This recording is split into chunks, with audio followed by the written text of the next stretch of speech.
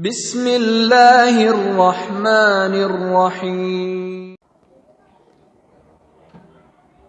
Alhamdulillahi faddala as-saimin fafataha lahum abwabal jannati fathal ghanimin wa aghlaqa anhum abwaba jahannama ibratan lil asin wa suffidatish syayatinu aunan lil abidin. Ashhadu an la ilaha illallahul malikul haqqul mubin wa ashhadu anna Muhammadar Rasulullah arsalahu rahmatan lil alamin. Wassalatu wassalamu ala sayyidil mursalin wa ala alihi wa ashabihi ajma'in, amma ba'd. Fa usikum ibadallah wa nafsi bitaqwallah. Faqad faza man ittaqa wa khaba man tagha. Hadirin jamaah Jumat rahimakumullah. Di kesempatan yang baik ini, pertama khatib mengajak, mari kita tingkatkan dan kokohkan keimanan kita agar tetap terpatri di dalam dada kita dalam rangka menghadapi hidup yang semakin berat dan penuh tantangan. Kita tingkatkan ketakwaan dengan upaya yang terus-menerus tak pernah mengenal lelah untuk melaksanakan titah dan perintah Allah Subhanahu wa taala dan upaya kita untuk meninggalkan larangannya. Insyaallah Allah Subhanahu wa taala akan meningkatkan derajat diri kita, keluarga kita dan bangsa kita ke tempat yang tinggi dan terpuji di sisinya. Hadirin jamaah Jumat rahimakumullah. Hari ini memasuki hari ke-18 dari bulan Ramadan 1445 Hijriah. Hanya lebih kurang 2 hari lagi kita memasuki 10 akhir daripada bulan Ramadan.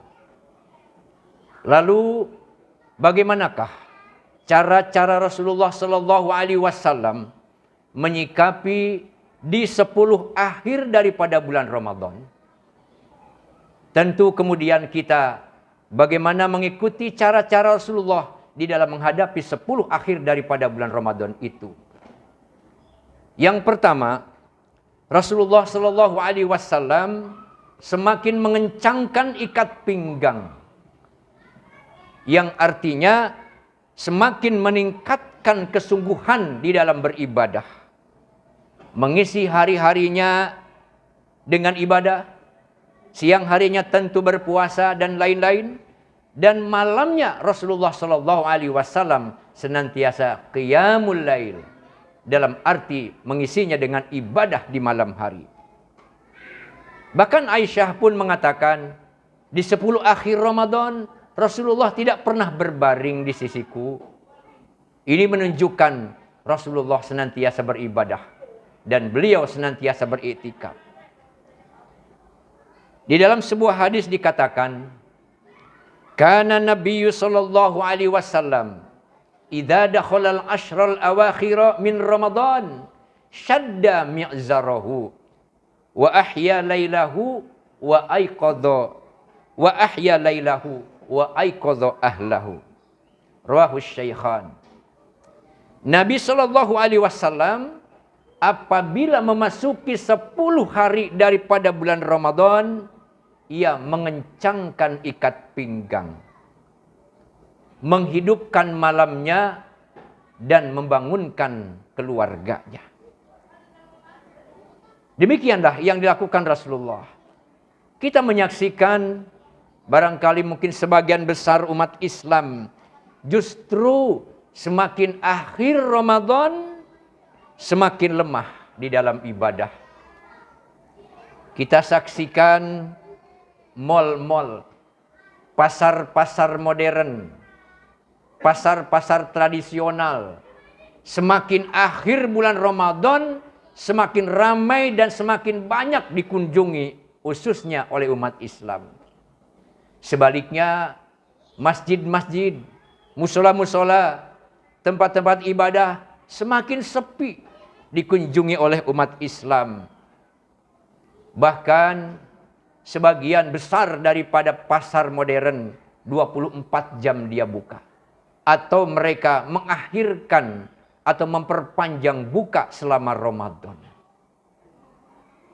Memang hadirin rahimakumullah, kita rasakan semakin akhir daripada bulan Ramadan, semakin terasa lemah, semakin terasa letih.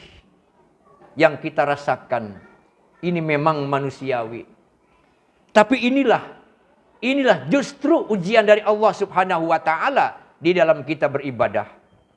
Karena semakin besar tantangan di dalam beribadah, justru semakin tinggi nilainya di hadapan Allah Subhanahu wa taala. Inna idzamal jaza ma'a idzamal bala. Sesungguhnya besarnya pahala itu juga tergantung kepada besarnya ujian. Lalu yang kedua, menyikapi 10 akhir Ramadan, Rasulullah menghidupkan malam-malam bulan Ramadan yang sering kita kenal Qiyamul Lail. Qiyamul Lail jangan diartikan sholat malam. Karena sholat malam adalah hanya bagian daripada Qiyamul Lail. Qiyamul Lail adalah ibadah di malam hari, salah satunya adalah sholat malam. Baik itu kalau sholat malam kita sholat tahajud, sholat hajat, sholat mutlak, sholat tasbih dan lain-lain. Dan diisi juga khususnya sholat yang hanya ada pada bulan Ramadan, yaitu sholat tarawih. Kita berjanji pada diri kita, sisa-sisa malam-malam Ramadan, saya tidak akan pernah meninggalkan satu malam pun untuk sholat malam, khususnya sholat tarawih.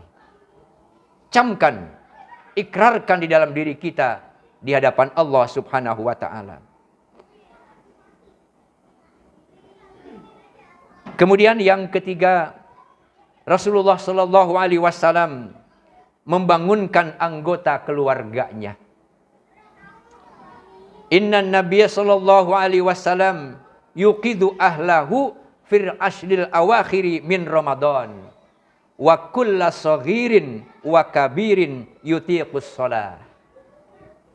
Rasulullah sallallahu alaihi wasallam membangunkan anggota keluarganya di 10 akhir bulan Ramadan, baik yang kecil ataupun yang besar.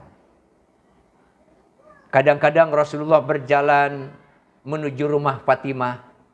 Ya Ali, ya Fatimah, ala taqumani fatusalliyani. Wahai Ali, wahai Fatimah, apakah kalian sudah bangun untuk sholat malam? Begitu Rasulullah kadang-kadang berkeliling. Kalau di kita ada anak-anak yang berkeliling membangunkan makan sahur. Dulu Rasulullah sallallahu alaihi wasallam keluar untuk membangunkan anggota keluarganya. Masya Allah. Kita juga membangunkan mungkin istri kita, anak kita untuk Qiyamul Lail. Alangkah indahnya hadirin rahimakumullah, bapak-bapak, istri bapak di malam hari masak untuk makan sahur. Bapak pun ikut bangun, kemudian sholat malam, tahajud dan lain-lain. Subhanallah. Malaikat rahmat turun ke rumah kita pada malam itu. Subhanallah. Mereka mendoakan kita. Mereka memohon ampun untuk kita. Karena pada malam Ramadan, Allah mengobral ampunannya. Dan Allah suruh perintahkan kepada para malaikat. Agar para malaikat beristighfar untuk umat Muhammad pada malam-malam Ramadan. Hadirin rahimakumullah. Lalu yang keempat, kebiasaan Nabi sallallahu alaihi wasallam pada 10 akhir daripada bulan Ramadan adalah mandi pada waktu di antara maghrib dan sholat isya.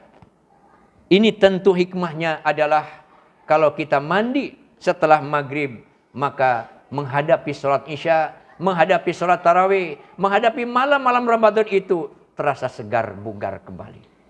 Timbul semangatnya yang luar biasa. Rasa ngantuk tak ada lagi dalam diri kita.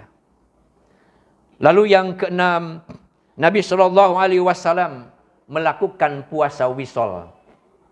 Puasa wisol adalah puasa lanjut Jadi pada waktu maghrib Rasulullah tidak berbuka. Dia melanjutkan baru makan dan minum pada saat makan sahur. Ketika para sahabat mengikuti cara Nabi puasa wisol, Nabi Shallallahu Alaihi Wasallam melarang untuk melakukannya. Janganlah kalian mengikuti aku untuk melakukan puasa wisol, karena aku diberikan rizki oleh Allah Subhanahu Wa Taala pada diriku. Jadi artinya Nabi meskipun pada saat itu tidak berbuka, tapi Allah hunjamkan rizki ke dalam tubuh Nabi. Namun para sahabat kemudian menjawab, "Ya Rasulullah, kami sanggup, kami bisa, kami kuat melakukannya." Nabi tidak lagi melarangnya. Tapi bagi kita, cukuplah berpuasa itu untuk kemudian berbuka pada waktu maghrib. Bahkan disunnahkan untuk menyegerakan berbuka puasa dengan yang manis-manis atau dengan kurma. Lalu yang keenam, yang ketujuh, Nabi Shallallahu Alaihi Wasallam senantiasa beriktikaf pada malam-malam 10 akhir bulan Ramadan. Kana Nabi Shallallahu Alaihi Wasallam ya'takifu fil asril awakhiri min Ramadan. Nabi Shallallahu Alaihi Wasallam beriktikaf di 10 akhir daripada bulan Ramadan hatta tawaffahullahu ta'ala, sampai beliau diwafatkan oleh Allah Subhanahu wa ta'ala. Jadi artinya Nabi senantiasa setiap tahun pada bulan Ramadan beriktikaf di 10 akhir bulan Ramadan. Sebagaimana Aisyah radhiyallahu anha tadi, di 10 akhir bulan Ramadan Nabi Shallallahu Alaihi Wasallam tidak pernah berbaring di sisinya. Ini menunjukkan kesungguhan Nabi Shallallahu Alaihi Wasallam menyikapi 10 akhir daripada bulan suci Ramadan. Imam Syafi'i mengatakan, untuk menyikapi 10 akhir bulan Ramadan, maka hendaklah pada sore hari di tanggal 20 bulan Ramadan datang ke masjid untuk iktikaf, dan pada malam di akhir daripada bulan Ramadan boleh pulang.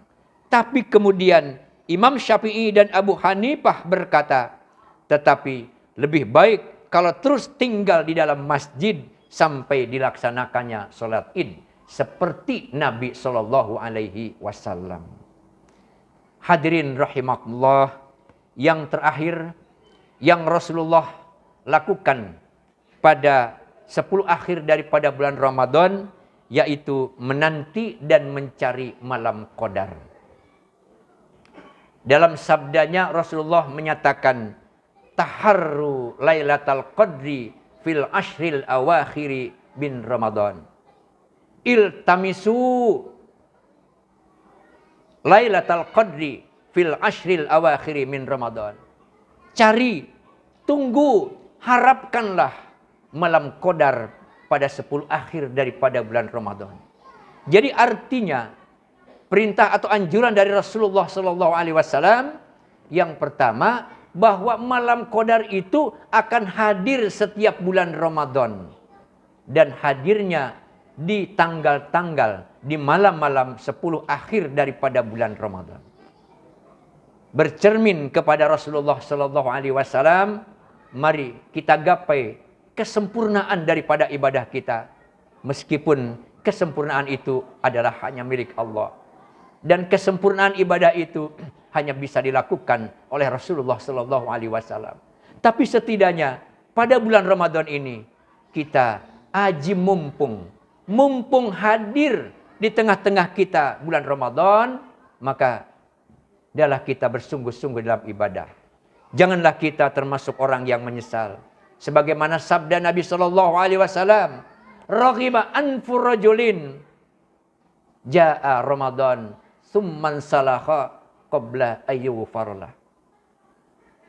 Celaka bagi seorang manusia, bagi seorang muslim, datang kepadanya bulan Ramadan, tetapi dibiarkan begitu saja bulan Ramadan sampai Allah belum mengampuni dosa-dosanya. Na'udzubillahi min dzalik. Hadirin rahimakumullah, semoga Allah Subhanahu wa taala senantiasa memberikan kekuatan lahir dan batin kepada kita untuk dapat melaksanakan tugas dan kewajiban kita, untuk senantiasa dekat dan selalu dekat dengan Allah Subhanahu wa taala. Barakallahu li wa lakum fil Qur'anil azim wa nafa'ani wa iyyakum bima fihi minal ayati wadh-dhikril hakim wa taqabbalallahu minni wa minkum tilawatah innahu huwas samiul alim.